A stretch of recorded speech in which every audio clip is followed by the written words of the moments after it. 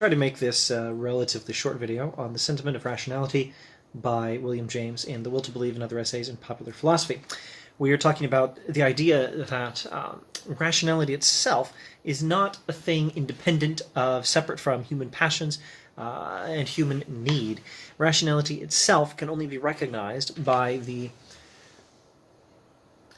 subjective experience of being satisfied with our beliefs, being satisfied because they leave us with no need to explain things further. They leave us satisfied with explanations.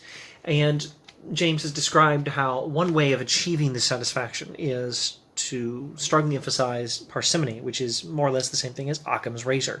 The principle of reducing everything to a single heading, explaining everything in one single category, explaining everything as just different manifestations of one ultimate thing, like the principle that all is matter, or in pantheism, the principle that all is God, or in Hegelianism, the principle that all is the manifestation of this spirit that's coming to understand itself, etc., etc. The alternative approach is to take reality as we experience it and prioritize that, even if reality itself appears to be a bunch of distinct things that are not easily reconciled under a single heading. These are both important priorities in understanding the world. They're both necessary for a proper account of reality. You just have to figure out which one you prioritize a bit more. So our study turns back here to its beginning. Every way of classifying a thing is but a way of handling it for some particular purpose. Conceptions, kinds, or teleological instruments. No abstract concept can be a valid substitute for a concrete reality except with reference to a particular interest in the conceiver. And now we have James restating his principle that our ideas have a practical purpose. Human ideas have the purpose of serving human life.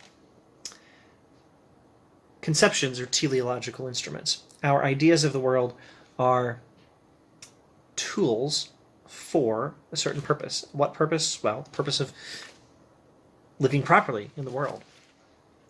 Our ideas are ideas for guiding our experience in the world. The interest of theoretic rationality, the relief of identification, is but one of 1,000 human purposes. When others rear their heads, it must pack up its little bundle and retire till its turn recurs. Theoretical rationality, that rationality that emphasizes the ability to theoretically explain everything as subsumed under a single principle, that's a legitimate human purpose. But it is but one of 1,000 human purposes. When other purposes show up, this theoretic rationality can be told to shut up and take a back seat to other purposes, to pack up its little bundle and retire till its turn recurs. The exaggerated dignity and value that philosophers have claimed to their solutions is thus greatly reduced. The only virtue their theoretic conception need have is simplicity. And a simple conception is an equivalent for the world only so far as the world is simple. The world, meanwhile, whatever simplicity it may harbor, being also a mightily complex affair. The world actually is remarkably complex and cannot be explained with simplicity as an overriding priority for our explanation. Then we'll end up explaining away much of the world instead of recognizing it for what it is.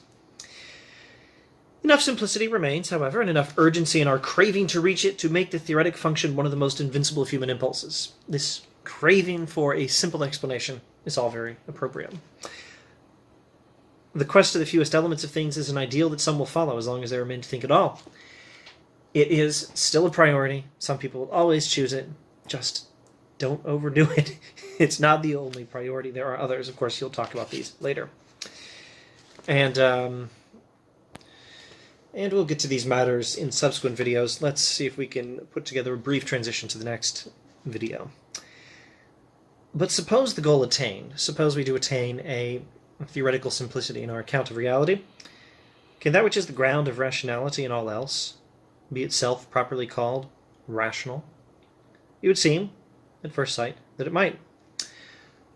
It would seem that a thoroughly rational account of reality is guaranteed by a perfectly theoretically simple account of reality. One is tempted, at any rate, to say that since the craving for rationality is appeased by the identification of one thing with another, A datum which left nothing else outstanding might quench that craving definitively, or be rational in itself, etc. Oh, no, other than it being left to annoy us, we should sit down in peace, etc., etc. It would certainly seem that a theoretical account must be paradigmatically rational.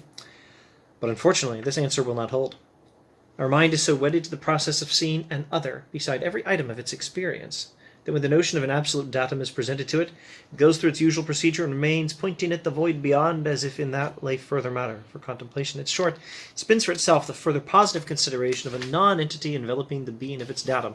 Fancy words for, philosophical words for, we try to reduce all reality to a single datum, a single data point, we might say, in more modern English, to a single thing that we say all reality, that we say constitutes all reality.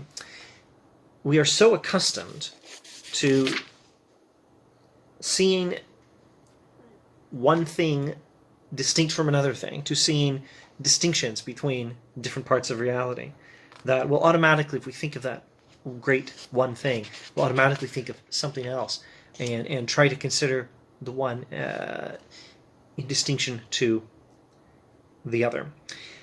Let's put off the critique of Hegel for the next video, and every other really interesting thing in the sentiment of rationality.